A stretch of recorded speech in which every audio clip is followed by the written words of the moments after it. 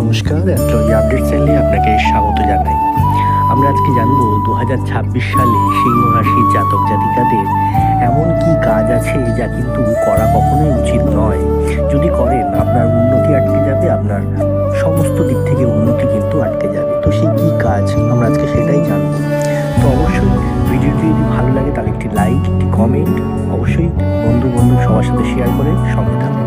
তো সিংহ রাশির জাতক জাতিকাদের ক্ষেত্রে বলবো, আপনার পরিবর্তনের জন্য, আপনার উন্নতির জন্য, সেটা কাজের জায়গা হতে পারে, পড়াশোনার ক্ষেত্রে হতে পারে, সেটা অর্থনৈতিক দিকেও হতে পারে, বা আপনার ব্যক্তিত্বের দিকে হতে পারে।